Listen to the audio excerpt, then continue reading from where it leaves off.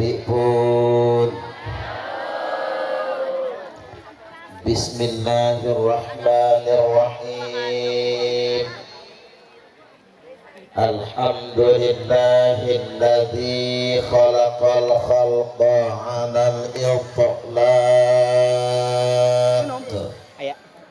Boleh turun. Fatiris samawati wal ardi wa basitil arzaq. Asyhadu an la ilaha illallahul malikul khallaq. Wa asyhadu anna Muhammadar Rasulullah al-mab'udu li tatmimi makarimal akhlaq. Allahumma salli wa sallim ala sayyidina Muhammadin wa ala alihi wa sahbihi wa man tabi'ahum bi ihsanin ila yaumit talaq. Amma ba'du. Yang terhormat Kepala Desa Tanjung Baru Bapak Helmi Yusuf, saya doakan semoga beliau dimudahkan dalam menjalankan amanah sebagai pemerintah desa. Mudah-mudahan Tanjung Baru semakin maju dan sejahtera. Allahumma amin. Juga yang saya hormati Kepala Desa Tanjung Baru yang sebelumnya, Pak Mat Supi. Biasanya kalau udah mantan nggak mau datang pengajian, tapi beliau walaupun mantan tapi masih hadir pengajian. Jadi pada dasarnya tidak ada mantan. Beliau adalah kepala desa kita di periode sebelumnya. Ya Baya, cocok apa cocok? Begitu. Selanjutnya yang saya hormati sahabat saya, yakni Kakanda Ustadz Haji Syarifuddin.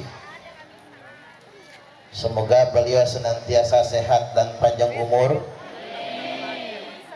Istrinya ikut gak? Biasanya bawa istrinya soalnya. Selanjutnya yang saya hormati orang tua saya, Abah Sumar.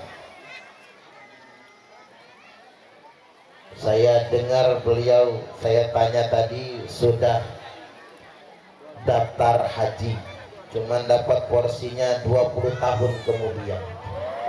Nyampe gak ya Pak ya? Saya cuman khawatir gak nyampe itu.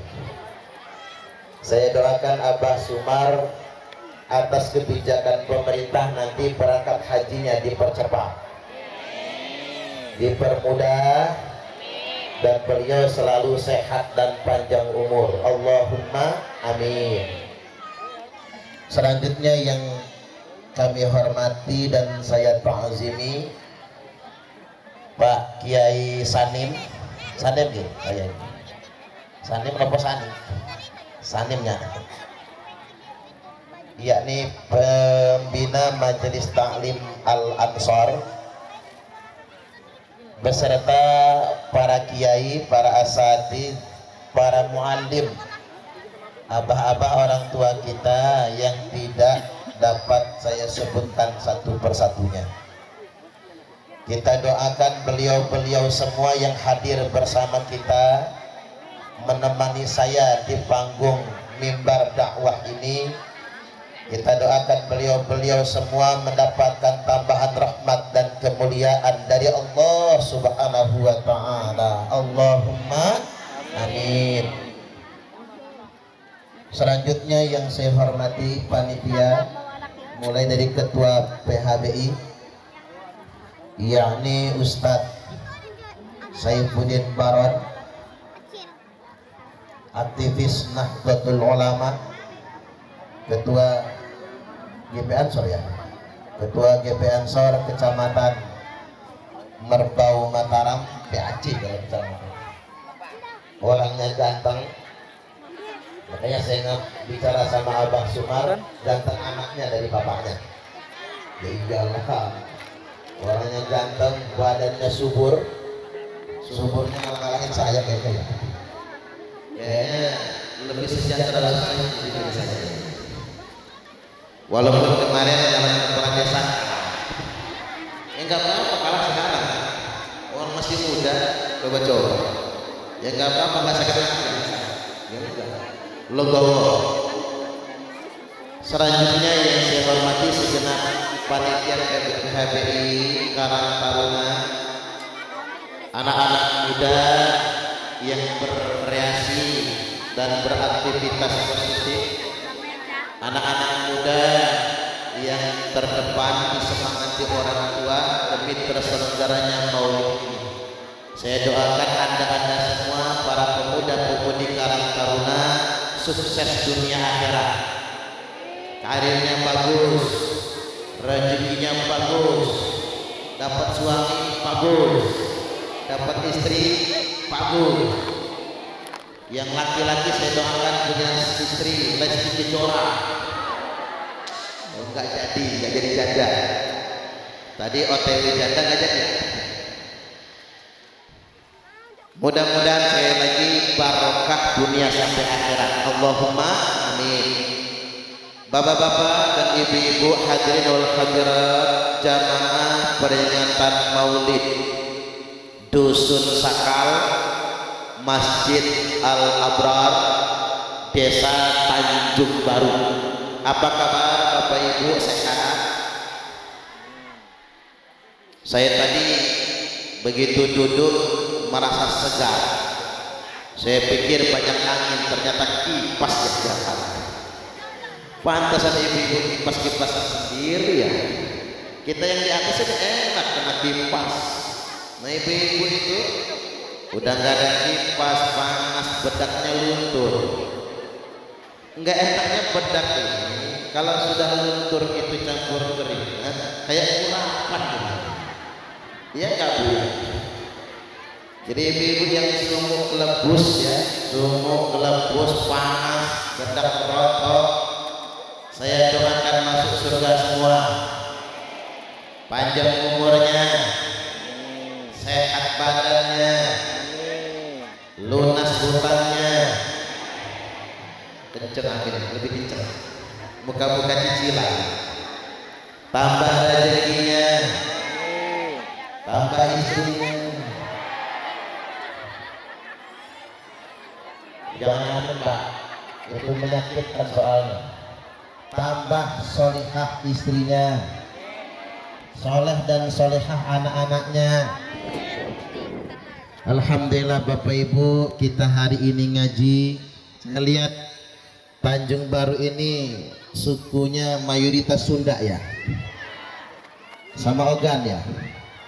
Nah, jelma Ogan ayah, Ogan ada, Sunda ada, Jawa ada. Saya itu dulu lahirnya di kampung Desa Mekarjaya. Mekarjaya di kampung saya, Lampung Utara, itu orang Sunda semua. Saya pernah dikejar teman saya namanya Titin.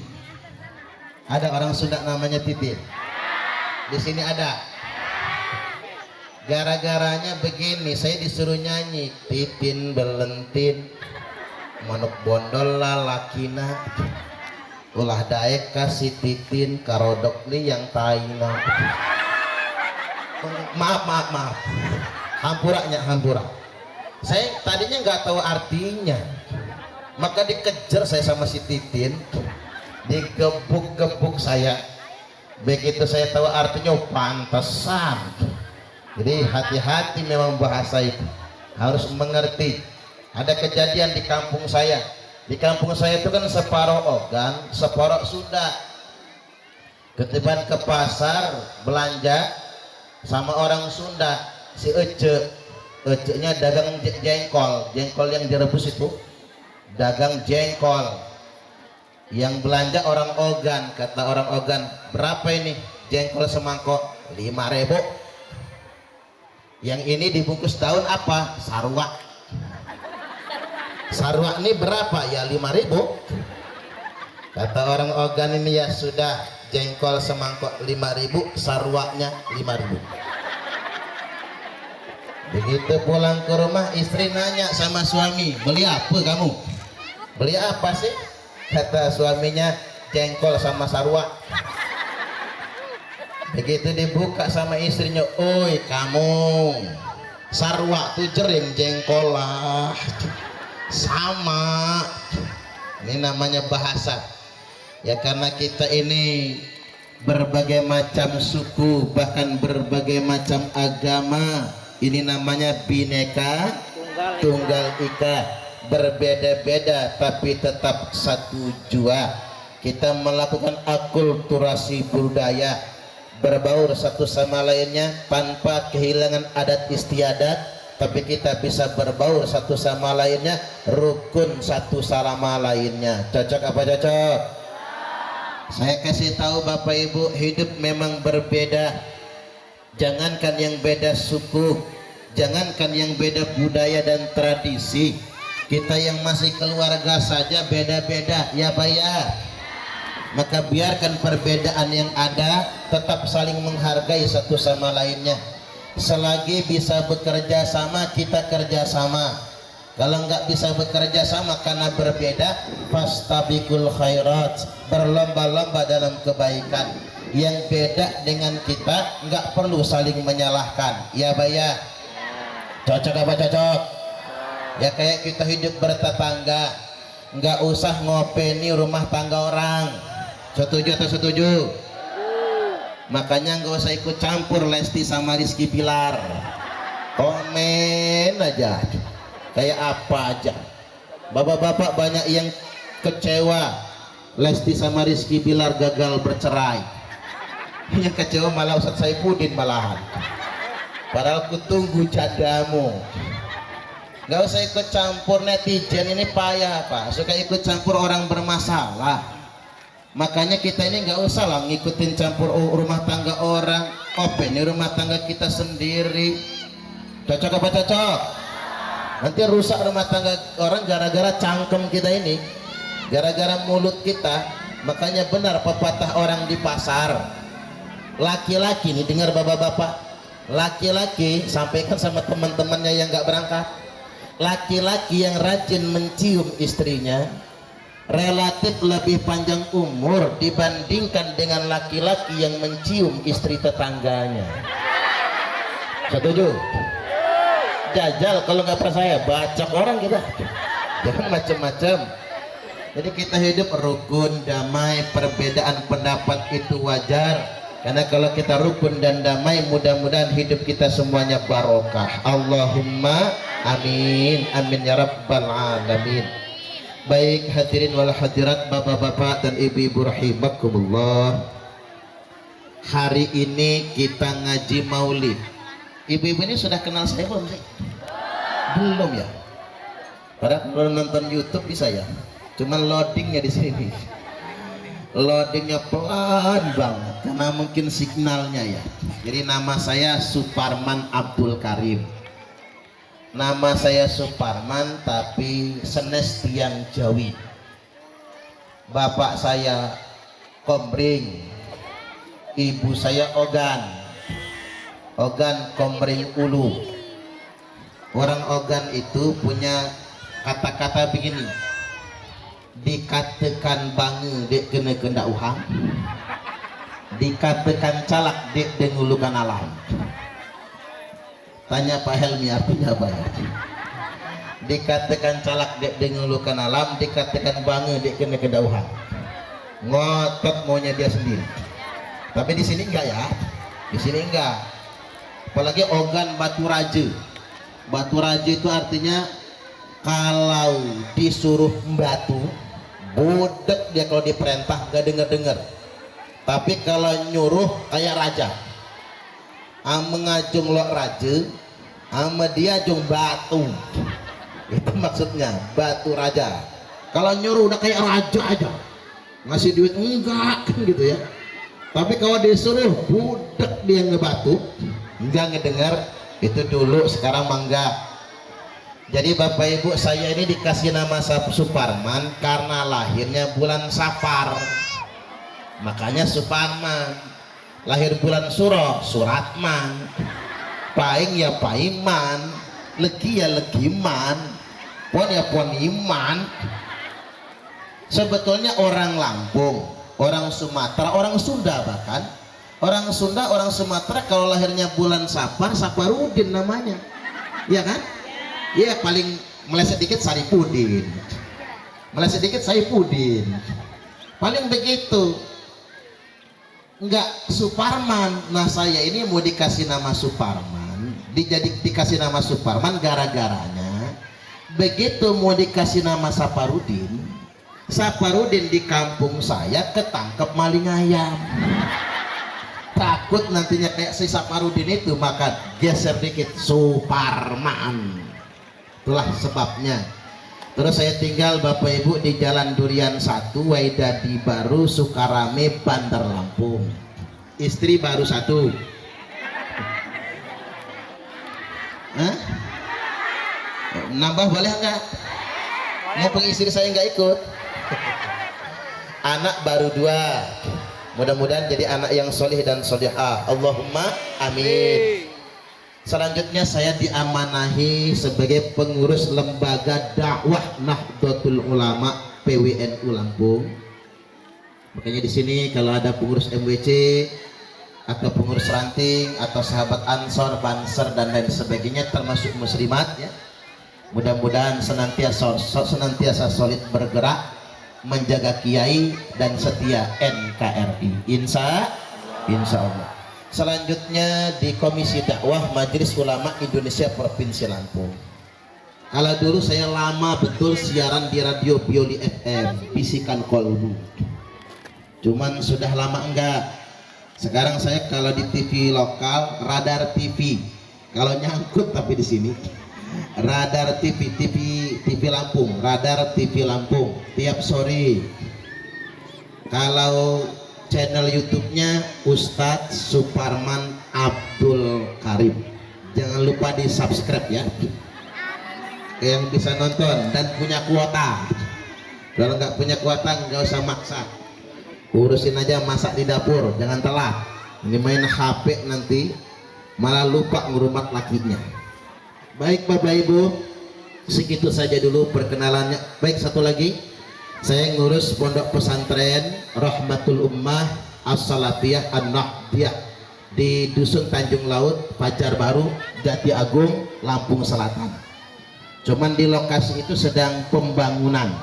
Jadi santri putranya sekarang sedang diajar di Wai Halim, santri putrinya di Karangsari.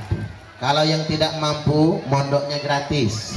Yang nggak mampu, mondok 2 jurusan. Yang pertama tahfiz bersanad, sanadnya nyambung melalui sanad Tebuireng Jombang, nyambung sampai ke Rasulullah Sallallahu Alaihi Wasallam. Jadi ngapal Quran itu nggak susah Bapak Ibu, yang susah itu sanadnya. Ngapal sendiri bisa kita, walaupun kacau kalau belajar sendiri tanpa guru, gurunya setan nantinya. Makanya banyak orang kalau ngapal sendiri setelah hafal sok pinter, jadi belis, jadi setan, karena belajar tanpa guru. Sanadnya bekasih. Hati-hati masuk pondok, masuk rumah tahfiz, jangan sampai tidak bersanad. Jurusan yang kedua kita salafiyah kitabiyah, ngaji kitab. Tinggal santrinya mau milih yang mana, kemampuannya yang mana. Selanjutnya yang mampu gratis dapat ijazah formal, walaupun nggak sekolah keluar. Kalau tingkat SMP dapat ATS, kalau tingkat SMA dapat aliyah, dapat ijazah formal walaupun ngajinya di pondok. Jadi kalau dia campur sekolah, kebetulan dia nggak kuat otaknya, harus fokus. Tapi ijazah dapat, bisa kuliah nantinya. Baik Bapak Ibu, segitu saja dulu perkenalannya. Kita masuk hari ini, kita memperingati Maulid. Maulid ini maksudnya, Bu, udah agak adem kan? Yang nyipas sudah agak berkurang. Maulid ini maksudnya bergembira atas kelahiran Nabi. Dulu Abu Lahab la'natullah alaihi, di mimpinya Abbas bin Abdul Muthalib radhiyallahu anhu cerita, aku disiksa setiap hari tidak berhenti siang malam, yukhaffafu anni kulla yaumisnain. Ini matanya sahih. Yukhaffafu anni kulla yaumisnain, diringankan siksa kubur bagi saya tiap hari Senin. Sahih Al-Bukhari, nomor hadis 5101, dan tercantum dalam kitab Sahih Muslim, Sahih muttafaqun alaih, Sahih kelas 1. Abu Lahab ringan siksa kuburnya, pending diliburkan khusus hari Senin, gara-gara senang dengan Maulid, gara-gara bergembira dengan kelahiran Nabi, dan dia bersedekah memerdekakan budak. Ini Abu Lahab. Tahu Abu Lahab? Abu Lahab ini sudah jelas-jelas masuk neraka, jelas-jelas kafirnya, jelas-jelas musyriknya. Abu Lahab saja diringankan siksa kuburnya. Nah kita ini kan bukan Abu Lahab, kita bukan anak buahnya Abu Jahal. Abu Lahab namanya disebutkan dalam surat apa?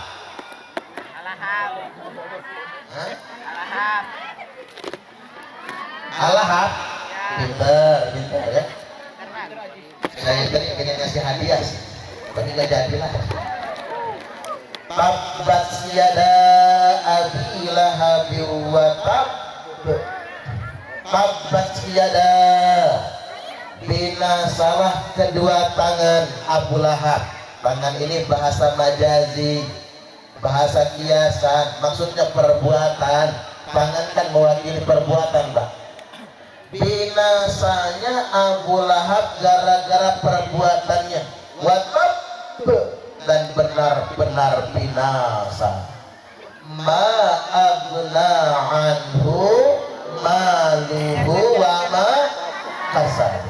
Tidak ada manfaatnya baginya, maluhu harta kekayaannya, wa ma kasab, begitu pun semua bisnis perniagaannya. Karena Abu Lahab ini songong bin sombong, sementang banyak duit, sementang banyak harta, sombong. Makanya yang kaya jangan sombong. Di Tanjung Baru ada orang kaya sombong banyak, orang miskin sombong tambah banyak. Ada nggak orang miskin sombong? Yang mana orangnya? Nggak ada di sini ya. Di sini masuk semua kan? At-takabburu minal aghniyai qabih. Orang kaya sombong jelek. Walakinnahu minal fuqara'i aqbah. Tetapi orang miskin sombong tambah jelek. Orang pintar sombong jelek. Orang goblok sombong tambah jelek. Ibu-ibu yang cantik anu gelis-gelis sombong jelek. Ibu-ibu anu goreng-goreng, bahasa Sundanya ya, anu goreng sombong tambah goreng. Ada nggak orang jelek sombong? Yang mana? Jadi ma'agna anhu, tidak ada manfaatnya baginya, maluhu harta kekayaannya, wama kasab, begitu berbisnis dan perniagaannya. Habis panas mendung. agak serem-serem gimana gitu ya. Anda apa-apalah, mudah-mudahan barokah masuk surga semua, amin. Kemudian yang berikutnya, saya narang batalahab. Abu Lahab ini dipastikan masuk neraka karena pakai sin ditangkis. Saya selanar, niscaya pasti Abu Lahab masuk neraka. Nerakanya Zatalahab, neraka yang berubah api yang bergejolak, api yang menyala-nyala. Makanya lahab, lahab itu artinya merah menyala. Makanya kalau muka kita merah menyala, manggilnya Abu Lahab. Biar nggak dipanggil Abu Lahab, Pak, gosong apa-apa. Biar nggak dipanggil Abu Lahab. Nah ternyata yang masuk neraka bukan cuma Abu Lahab, wa mra'atuh, bininya juga. Bininya masuk neraka. Pengen tahu nggak sebabnya apa? Harus tahu dong. Hammalatal hatab. Karena bininya Abu Lahab ini provokator, tukang fitnah, biang gosip, alias kompor. Di Tanjung Baru ada kompor-kompor banyak. Zaman Nabi belum ada kompor, makanya nyebutnya kayu bakar. Makanya hammalatal hatab, biniknya Abu Lahab ini tukang bawa kayu bakar alias kompor. Makanya hati-hati sama cangkem ini. Makanya betul kalau kata Ustaz Saifuddin Baron tadi, kalau ada kurangnya jangan dicerita-ceritain, ya Pak ya. Apa yang dihidangkan, apa yang diberikan gak usah diomong-omong. Karena kalau ibu-ibu di Bandar Lampung paling pakar ngomongin orang hajatan. Pulang hajatan ngomong apa? Masakannya anyep semua. Pengalaman nih, pengalaman kan? Ini gosipin orang hajatan. Yang namanya orang hajatan, yang diurus orang banyak. Tidak mungkin kan sedap kayak restoran, iya Pak ya. Lu ngapain diomong? Senep aja bawaannya itu. Kalau di Bandar Lampung yang diomong empek-empek, pempeknya enak, tapi setengah jam udah habis. Dasar yang hajatan pelit. Yang hajatan Pak Mat Supi. Jadi udah mantan kali dia. Makanya pelit, panas Pak Mat Supi diomongin kayak gitu. Hajatan berikut beliau ngundang lagi, pesan pempeknya banyak betul. Karungan, cukanya emberan biar gak diomong orang. Apa gak diomong masih? Ibu-ibu pulang dengan ngomong apa? Iya sih pempeknya banyak, dari pagi sampai malam gak habis-habis, cuman gak ada rasa. Cuman aci doang, campur bawang putih. Salah lagi Pak Maksud, salah. Mantan lagi yang disebut. Akhirnya hajatan lagi yang berikutnya, pesan pempek langsung dari Palembang. Mahal gak apa-apa, banyak. Apa nggak diomong masih? Ya sih, pempeknya sekarang enak, mantap, banyak, cukanya mantap, dari pagi sampai sore nggak habis-habis. Tapi yang nungguin pondokan itu matanya melotot, kayak nggak ikhlas kalau diambil. Apa sih Bu yang nggak bisa diomong itu? Hati-hati kalau kata jemugan, besar hajat, besar upah. Makin gede hajatan, makin gede acara, pasti makin gede omongan, ya Pak ya. Makanya jaga lisan, jangan suka nyinyir. Biniknya Abu Lahab masuk neraka gara-gara nyinyir, gara-gara gosip. Tahu gosip? Digosok makin ibu-ibu yang suka ngegosip? Suka enggak, cuma hobi. Kalau sudah ngegosip, keriting bibirnya. Kenapa lah ibu-ibu tuh kalau ngegosip tuh actionnya tuh pas banget ya, sampai melewat bibirnya. Bahkan ada Bu, tetangga saya stroke, nggak bisa ngomong, tapi ketika ngegosip lancar. Ada aja bahan ceritaannya. Kalau udah ngegosip, ada ibu-ibu tanya sama saya, Pak Ustadz, saya ini hobi betul ngerumpi. Saking hobinya kalau seminggu aja nggak ngerumpi, demam saya. Kira-kira Pak Ustadz apa sih obatnya biar berhenti ngerumpi? Gampang, tak kasih tahu Bu. Kalau ibu-ibu pengen betul ngegosip, pengen betul ngerumpi, silahkan ngegosip sepuas-puasnya, ngerumpi sepuas-puasnya, tapi jangan ngajak kawan. Iya dong, boleh ngegosip sendirian. Caranya begitu, masuk kamar ngomel sepuas-puasnya. Balik anaknya ngintip, kapan Mak Bu gila ya? Kapan Mbak Bu Edian? Gila bahasa Sundanya apa ya? Edan? Emang Edan ya? Gelo, gelo. Kapan Mbak Bu gelo ya? Nah Bapak Ibu hadirin wal hadirat rahimakumullah. Ini seandainya hujan gimana? Gak apa-apa ya? Nah, daripada kepanasan kan? Ya gak apa-apa. Baik Bapak Ibu hadirin wal hadirat rahimakumullah, sekali lagi kita bukan Abu Lahab, ibu-ibu bukan istrinya Abu Lahab. Maka saya doakan gara-gara kita maulid hari ini, gara-gara kita bersedekah untuk maulid ini, saya doakan Bapak Ibu di surganya nanti bersama Nabi. Allahumma amin. Almar'u ma'aman ahabba, karena sesungguhnya seseorang akan bersama yang dia cinta. Kalau saya boleh nanya Bapak Ibu, di akhirat nanti pengen tetanggaan sama Nabi atau sama Jupe? Nabi apa Jupe? Nabi dong. Kalau tetanggaan sama Jupe itu begini, kalau ketiban Jupe masuk surga, alhamdulillah kita ikut. Cuman kalau ketiban Jupe masuk neraka, kita ikut ke neraka, Jupenya masih enak, bisa nyanyi dia. Kata Jupenya waktu dikejar api neraka, iskoke wae aku rapopo. Nah kita mau nyanyi apaan? Walaupun kita doakan Jupe masuk surga, amin. Kan sudah meninggal almarhumah. Punya alasan saya ngedoa Jupe Pak, karena Jupe itu waktu meninggal dunia dalam keadaan kena penyakit kanker yang tidak sembuh. Rontok rambutnya, botak palanya, habis duitnya berobat, mati. Orang yang sampai mati sakitnya tidak sembuh, maka dia dimatikan dalam keadaan tanpa dosa sama sekali.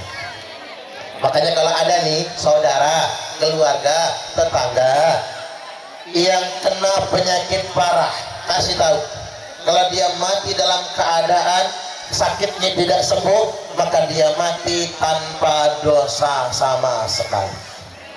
Jangankan kanker kayak Jupe, jangankan penyakit yang parah-parah, stroke, asam urat, rematik, prostat, bocor elep, diabetes, gagal ginjal, cuci darah, jangankan yang parah-parah, wong sakit pala, pening pala saja menghapus dosa 40 hari 40 malam.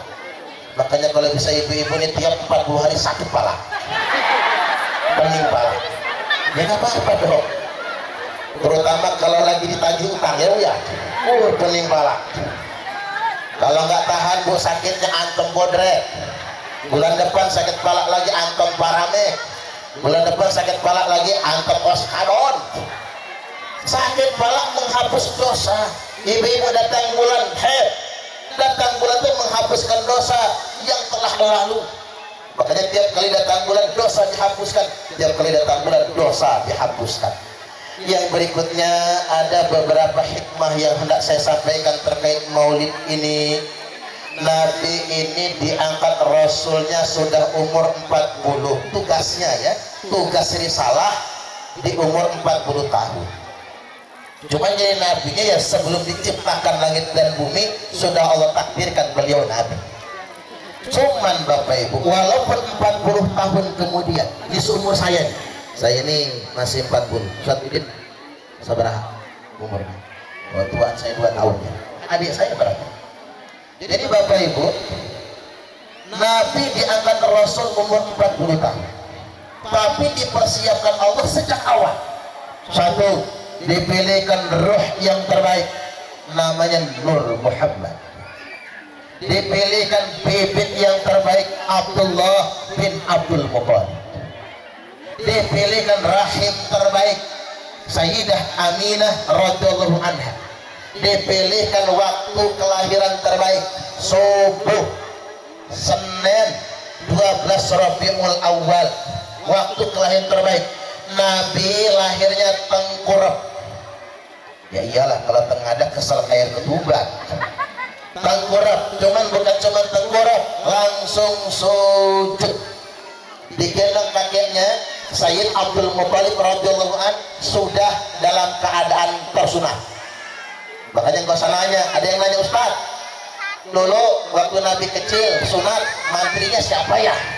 Gua nanya lagi. Nabi sudah lahir dalam keadaan tersunat, jadi nggak perlu disunat lagi. Lalu dipilihkan ibu susu yang paling solihah, wanita paling solihah di zaman itu, Halimatus Sa'diyah. Kan ditawarkan, siapa yang mau menyusui Muhammad? Yang lain gak mau. Apa gak mau? Muhammad yatim, yang bayar siapa? Ada wanita solihah Halimatus Sa'diyah yang menyusuinya. Bawa ke kampung, gak boleh tinggal di kota, bawa ke kampung. Habis disusui belum dipulangkan sampai umur 4 tahun. Pulangkan ke orang tuanya Sayyidah Aminah di usia 5 tahun, dibelah dadanya, ambil hatinya oleh malaikat Jibril dan Mikail alaihi wasallam, dicuci. Ini bahasa agamanya sibghah, sibghatullah wa man ahsanu minallahi sibghah.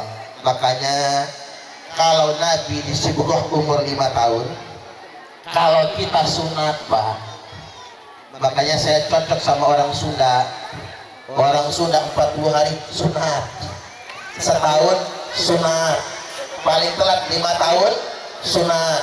Jangan kayak saya sunat kelas 5 SD, sakitnya nggak seberapa, malunya udah mau tumbuh soalnya, malunya luar biasa.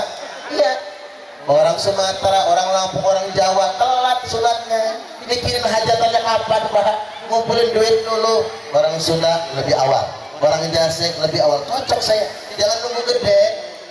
Paling tua anak lanang disuruh 5 tahun, kalau Nabi disibghah di usia 5 tahun. Artinya Bapak Ibu, kalau Nabi saja dipersiapkan sedemikian rupa, apatah lagi anak kita. Masih konsen ya? Masih ya? Banyak kita singkat-singkat biar nggak kelamaan dan kehujanan. Pengen punya anak yang soleh? Kalau pengen punya anak yang soleh, siapkan sejak awal, terutama 0 sampai 5 tahun. Hati-hati sama kelakuan orang tua. Makanya orang Arab punya pepatah, ma fil aba fil abna, apa yang ada pada bapaknya nurun ke anaknya. Orang Arab ngomong begitu. Saya tak khawatir ya, sama hujan ya. Udah mulai turun ya? Udah mulai turun? Belum, lanjut gak? Ma fil aba fil abna, apa yang ada pada bapaknya nurun ke anak, kata orang Arab. Orang Jawa nyaut, apa kata orang Jawa? Nek bapak kalong, anak kampret. Nek bapak nyolong, anak nyopet. Yang namanya buah jatuh gak jauh dari pohonnya, kecuali pohonnya di atas tebing, buahnya jatuh ke dinding, masuk siring. Makanya hati-hati pendidikan anak, kelakuan orang tua dicontoh oleh anaknya. Pilihkan pendidikan yang terbaik untuk anak-anak kita.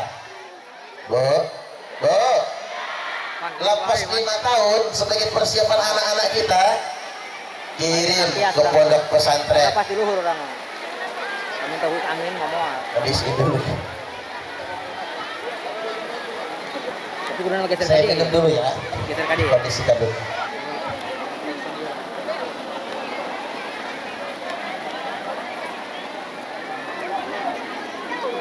Geser tadi ngomong. Panik gitu itu.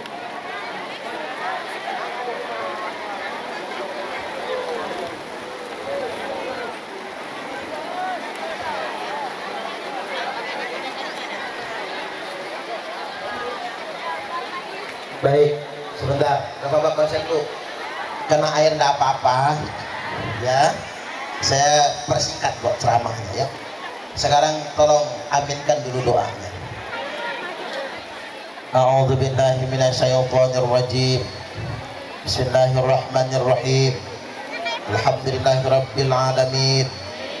Allahumma shalli wa sallim ala sayyidina Muhammadin wa ala alihi wa sahbihi wa barik wa sallim ajma'in. Amin. Allahumma inna natawassalu ilaika bi nabiyyina sayyidina Muhammadin sallallahu alaihi wasallam. Amin. Allahumma inna natawassalu ilaika bi nabiyyina sayyidina Muhammadin sallallahu alaihi wasallam. Allahumma inna natawassalu ilaika bi habibina sayyidina Muhammad ar-rahimin. Hasbunallah wa ni'mal wakil, ni'mal maula wa ni'man nasir, wala haula wala quwata illa billahil aliyyil azim. Walhamdulillahirabbil alamin. Tenang, tenang, jangan berdiri biar saya konsentrasi. Kalau sampai berdiri saya nggak konsentrasi. Penyakit penceramah itu kalau nggak diperhatiin ngambek. Penceramah di mana aja itu kalau nggak diperhatiin ngambek. Penyakit kedua penceramah senang ceramah tapi nggak suka dengerin ceramah orang. Itu sombong, namanya sombong. Makanya banyak penceramah keras hatinya, kakian cangkem kurang ngedenger. Mudah-mudahan saya nggak keras hati. Allahumma amin. Baik Bapak Ibu rahimakumullah, pilihkan pendidikan terbaik buat anak-anak. Saya sarankan anak-anaknya masuk pondok. Insya Allah. Coba Banten gudangnya pondok, Jawa Barat gudangnya pondok. Kirim anak ke pondok pesantren, termasuk jeme-jemugan. Anak tuh mondok, mangke dek maling hambu terjemeng. Pondokin. Di pondok saya Pak, maaf ini, anak garong. Saya bawa anak garong biar nggak jadi garong. Kalau dia nggak mondok, balik garong lagi dia. Kalau nggak mondok, makanya anak suruh mondok, biar anaknya selamat. Insya Allah kirim ke pondok. Kan pondok jemugan banyak. Yang lebih besar Bapak Ibu Gus Maksud Gerning kan jemugan. Kalau pengen kesukuan kan begitu. Yang sudah kesudah jawabannya memang gudangnya pondok. Pandeglang memang gudangnya pondok. Silahkan dikirim anaknya. Ya kalau nggak mau di sana Bandar Lampung, dan Lampung kejauhan Lampung Selatan, Lampung Selatan kejauhan Merbau Mataram, Merbau Mataram kejauhan Tanjung Baru. Ada kan pondok di Tanjung Baru? Ada. Kalaupun anaknya nggak mau mondok, kirim ke TPA, kirim ke TPQ. Tapi ingat, kalau nggak bawa anak ngaji pertama kali diantar. Jangan sampai guru ngajinya nanya, anak siapa kamu? Anak bapak. Mak kamu siapa? Ya mama. Mak jelas kata orang Lampung. Anak siapa? Nak barokah. Titip anaknya. Abi, Umi, Ustadz, Ustadzah, Mu'alim, Ajengan, Pak Yai, Bu Nyai, titip anak kami. Mohon ajarkan Al-Quran. Kalau dia bandel, marahin. Ini kejadian, jangan kayak di sekolah di Bandar Lampung. Ada murid SMA dimarah oleh gurunya, ngadu ke Polres Bandar Lampung. Gurunya mau ditangkap, padahal itu sekolah agama. Padahal anaknya nggak cedera. Apa sih ngapa-ngapa lapor? Bu, kalau anaknya dimarah guru ngaji jangan tersinggung ya. Jangan tersinggung, ikhlaskan. Nanti gak berkah ilmunya. Kalau orang tua ngatur-ngatur guru ngaji, jangan sekali-kali melakukan yang sedemikian rupa. Abi, Umi titip anak. Kalau dia bandel marahin, kalau dia nakal ngelawan, gebuklah pantatnya, kami ikhlas. Tapi kalau dia goblok, ngaji nggak nyambung-nyambung, sabar. Mungkin keturunan, nggak jauh beda sama bapaknya. Apalagi hidungnya, gobloknya bukan main. Makanya ibu-ibu kalau anaknya goblok jangan dimarah ya. Keturunan. Tinggal kirim, saya ini menurut siapa gobloknya ya? Emaknya apa bapaknya? Walaupun saya setuju sama Gus Baha itu, hidup ini yang terpenting bukan pintarnya, tapi barokahnya. Makanya banyak muasis pondok pesantren bukan santri yang pintar ketika di pondok, tapi santri yang barokah. Maka yang dicari bukan pintarnya, yang dicari barokahnya. Antar anak ke guru ngaji. Baik, yang berikutnya, usia 6 tahun Nabi kita ditinggal ibundanya wafat meninggal dunia. Usia 8 tahun ditinggal kakek wafat meninggal dunia. Usia 25 tahun Nabi kita menikah. Nabi bujang ting-ting, usia 25 tahun nikah sama janda umur 40 tahun. Ada janda umur 40 di sini? Mau tak bawa pulang soalnya. Nabi bujang ting-ting usia 25 nikah sama janda umur 40. Sayyidah Khadijah radhiyallahu anha dibawa ke depan Ka'bah, Pak, pegang Hajar Aswad. Nabi kemudian bersumpah, wallahi, wallahi, wallahi, demi Allah, demi Allah, demi Allah, saya bersumpah Khadijah, kata Nabi, tidak akan kawin lagi selama engkau masih hidup. Makanya ini ilmu buat bapak-bapak, ilmu buat kita semua. Bapak-bapak boleh kawin lagi, boleh poligami, tapi tunggu bini pertama mati dulu. Nah itulah masalahnya Ustaz, bini saya nggak mati-mati. Makanya Pak, kalau nyari istri jangan yang muda, cari istri yang lebih tua biar cepat mati. Tahu nih udah nyari yang tua nggak mati-mati, ditungguin kapan matinya, satuin ya nggak mati-mati. Malah lakinya yang mati duluan, nggak jadi kawin lagi. Makanya kalau ngomong poligami sunnah Nabi, lihat dulu dong sunnah Nabi betulan. Nabi bini pertama umur 40 nggak dimadu, sampai wafat Sayyidah Khadijah tidak dimadu, tidak dipoligami. Setelah Khadijah wafat, Nabi menduda 3 tahun. Sanggup bapak-bapak menduda 3 tahun? Kalau saya nggak sanggup, buruk barang tergantung.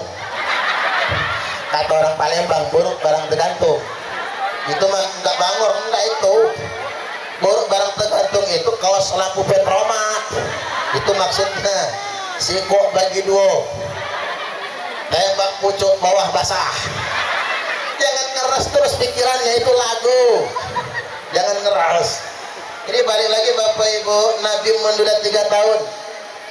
Kita nggak sanggup menduda 3 tahun. Ada kakek-kakek umur 80 di kampung saya, istrinya meninggal. Istrinya bukan kakeknya, belum nyampe 40 hari dikubur, tanah kuburan masih merah, si kakek demam menggigil.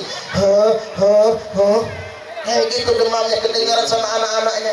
Anak-anaknya kasihan, Mbak nak pecel, enggak mau. Mbak nak sate, enggak mau. Mbak nak bakso, enggak. Mbak nak kawin lagi, saking udah apa langsung sehat, sembuh sakitnya, ditawarin kawin lagi. Nah besok ini hari Senin saya berangkat ke Batu Raja, ceramah ke kampung saya. Nah Bapak Ibu hadirin wal hadirat rahimakumullah, setelah 3 tahun menduda, Nabi menikahi istri kedua. Ada riwayat yang mengatakan istri kedua Nabi itu Aisyah, tapi saya taruh Aisyah istri ketiga, karena Aisyah pun habis menikah belum diapa-apakan, masih dipulangkan ke bapak. Istri kedua Nabi namanya Saudah, orang Sunda. Dan Saudah orang Sunda. Saudah, Sunda Jaseng. Saudah ini waktu dinikahi Nabi umurnya 60 tahun, nenek-nenek. Makanya kita sepakat sekarang, Ustaz Saifudin Baron lah, Ustaz, kalau mau kawin lagi cari yang 60 tahun. Itu ibarat mobil mogok namanya, ibarat barang-barang rongsokan. Tanggung materinya ya. Saya ingin pertegas Bapak Ibu, bukan itu yang ingin saya garis bawahi.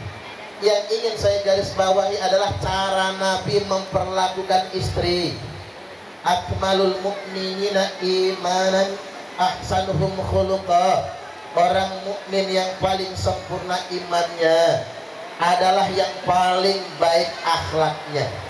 Wa khiyarukum lin nisa nisa'ihim khuluqa, dan laki-laki terpilih di antara kalian semua adalah laki-laki yang paling baik akhlaknya dengan istrinya.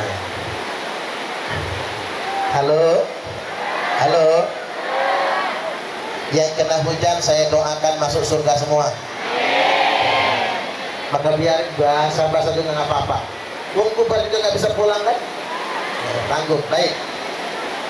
Nabi itu adalah laki-laki yang paling baik akhlaknya dengan istrinya. Maka orang yang terbaik itu Bapak Ibu adalah yang paling baik memperlakukan istrinya. Saya tanya sama ibu-ibu, Bu, bapak-bapak baik nggak? Sayang tidak? Hebat. Mengapa saya katakan hebat? Padahal ibu-ibu itu jawabnya sambil nemes lah. Nah, adem kan? Adem. Luar biasa. Kasihan ya. Kasihan, luar biasa. Saking demennya maulid. Pokoknya gini aja nanti Bapak Ibu. Kalau ibu-ibu, bapak-bapak di akhiratnya kurang amal, mau dimasukkan ke neraka, umpama nih, protes sama Allah ya. Protes. Saya nggak terima ya Allah. Kok nggak terima kata Allah? Saya maulid sampai hujan-hujanan ya Allah. Sampai hujan-hujanan, udah panas ngebus lagi ya, bersimbah keringat, habis itu hujan-hujanan demi maulid ya Allah. Maka Allah panggil kekasihnya, Muhammad, sini. Ini umatmu nih, orang Tanjung Baru, dusun Sakal, maulid sampai hujan-hujanan, betah ngedengerin ceramah, kasih mereka syafaat. Mudah-mudahan kita semua masuk surga. Allahumma amin, amin ya rabbal alamin. Jadi sekali lagi, Nabi sangat memuliakan istrinya. Baik, saya lanjut sekarang, lanjut ke akhirannya. Falamma jaa yaumul isnin min syahri rabi'il awal, tibalah hari Senin bulan Rabiul Awal. Jadi Nabi itu Bapak Ibu wafatnya Senin 12 Rabiul Awal tahun 11 Hijriah. Jadi kalau kita maulid sekaligus kita ngehol juga. Kan kalau orang Indonesia ini nggak demen sama maulid orang meninggal, sukanya ngeholnya kan. Nah kalau sama Nabi ini kita maulid sekaligus ngehol sekalian. Begitu Bapak Ibu. Jadi hari kematian wafatnya sama dengan hari lahirnya. Ini turun ke umatnya. Maka umatnya juga rata-rata akan dimatikan pada hari kelahirannya. Maka ingat hari kelahiran masing-masing. Ada nggak yang lahirnya hari Minggu? Ada nggak? Siap-siap besok Minggu soalnya. Jangan-jangan besok waktunya ini. Biasanya begitu. Nah, singkat cerita datang Israel. Assalamualaikum ayyuhan nabi, alaikassalam ya Israel. Ada apa kata Nabi?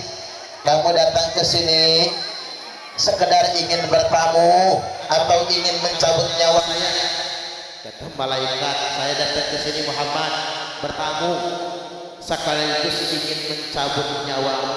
Kalau boleh, kalau nggak boleh saya pulang lagi. Saking sopan.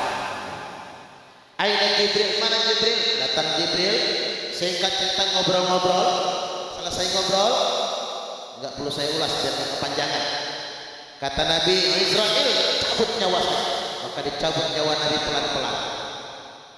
Yang pertama kali mati telapak kaki. Saya berdiri aja sekarang biar sama begini sama ibu-ibu.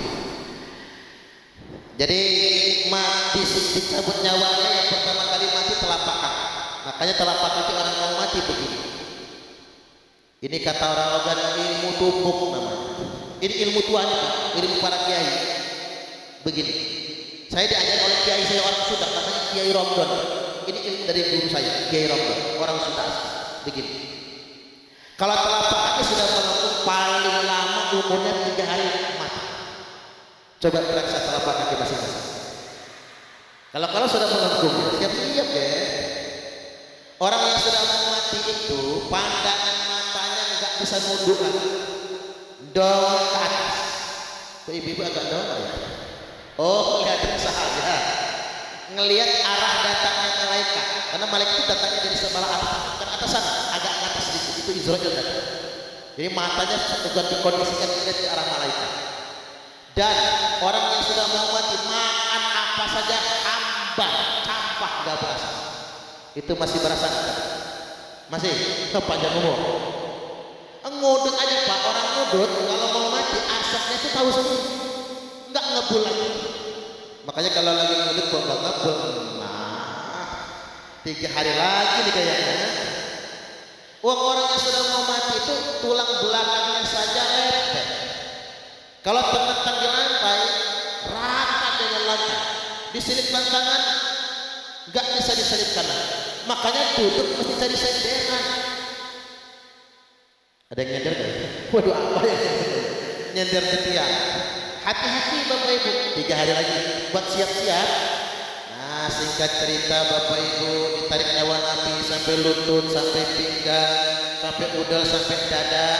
Ketika nyawa beliau sampai dada, beliau berwasiat, usikum bis sholati wa ma malakat aimanukum. Aku wasiatkan kepada kalian semua, jaga sholat. Jangan sia-siakan waktunya. Kalau bahasa orang Batak, adamu awqatis sholat. Jangan suka menyia-nyiakan waktu sholat. Kecuali kalau ngaji kayak gini, udur syar'i namanya. Menyia-nyiakan waktu sholat itu begini. Sholat zuhur mepet asar, asarnya nubur maghrib, maghribnya mentok isya, isyanya ketiduran, subuhnya kesiangan.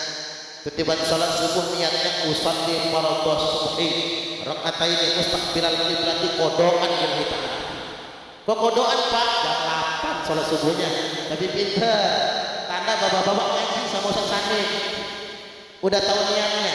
Ya, kalau sholat sudah di luar waktu jangan adaannya Bu, tapi kodokan lillahi ta'ala. Jangan sekali-kali nyebut adaan, enggak pas. Istri nyusul, apa kata istrinya? Usalli fardhu subhi rakataini mustaqbilal qiblati, kesiangan lillahi ta'ala. Kok kesiangan? Orang berkodokan dia kesiangan. Kok kesiangan Bu? Jam 10 sholat subuhnya. Itu mah duha Bu. Anak-anaknya niru, apa kata anaknya? Usalli fardhu subhi wal dhuhri wal asri wal maghribi wal isya'i, keroyokan oplosan lillahi ta'ala. Hancur sholatnya. Jamak total namanya, totalan lillahi ta'ala. Ya hancur sholatnya. Orang Jakarta lagi heavy. Apa kata orang Jakarta? Subuh maraton, zuhur ke salon, asar main badminton, maghrib mainin handphone, isya nonton sinetron, mati kena smackdownnya malaikat Israil. Salat dijaga ya, biar barokah hidupnya. Allahumma amin. Balik lagi nyawa Nabi sampai di kerongkongan. Sudah mau batas paling akhir, nanti ingatkan lagi ittaqun nisa, ittaqun nisa, ittaqun nisa 3 kali. Hati-hati akan wanita. Sampai 3 kali. Mengapa hati-hati akan wanita? Karena wanita banyak masuk neraka. At-talaqtu finnari faraitu akthar ahlihan nisa. Aku kunjung ke neraka dan aku lihat sebagian besar penghuni neraka itu perempuan. Baik, tarik lagi nyawa Nabi, sampailah di batas yang paling akhir. Nabi mengucapkan kalimat as-salat, as-salat, as-salat, salat, salat dan salat lagi. Ummati, ummati, ummati, umatku, umatku, umatku. Wafatlah Nabi Senin duha 12 Rabiul Awal tahun ke-11 Hijriah dan dimakamkan malam Rabu. ini perlu saya kasih informasi Pak, kok lama mati wafat salat kan makamnya saja naturalkan. Ini hanya untuk jenazah Nabi, karena jenazah Nabi tidak akan dimakan bakteri, bersih, bercahaya, masih tampan sampai detik ini, bahkan sampai kebangkitan hari kiamat nanti. Allah. Kemudian disolatkan bergiliran oleh malaikat, baru selesai malam Rabu, dimakamkan di kamar Sayyidah Aisyah Ummul Mukminin radhiyallahu anha. Makanya ibu-ibu ini sunnah, kalau ibu-ibu memang sayang sama suami, nanti kalau suami mati makamkan di kamar sendiri. Setuju gak kira-kira? Sorry, hidupnya nyusahin, matinya ditongkrongin, gak mau ya Bu ya. Jadi demikian Bapak Ibu, karena banyak petir, ini kita pakai energi listrik soalnya, dan ini di alam terbuka, tidak boleh soalnya menghidupkan mikrofon di alam terbuka ketika sedang ada petir ya. Ini saja dari saya, mudah-mudahan ini semua bermanfaat. Terima kasih kepada adik saya Ustaz Sayyiduddin Barot yang sudah menghadirkan ke sini beserta para panitia dan karang taruna, kepada Pak Kades Helmi Yusuf, mudah-mudahan beliau semakin diberikan kemudahan dan kelancaran memimpin desanya, kepada para kiai, para asatidz, mudah-mudahan selalu dimudahkan juga dalam membina umat di sini, dan semoga kita semua sadar anak-anak kita suruh ngaji, suruh berangkat ke pondok pesantren. Wallahul muwaffiq ila aqwamit thariq. Wassalamualaikum warahmatullahi wabarakatuh.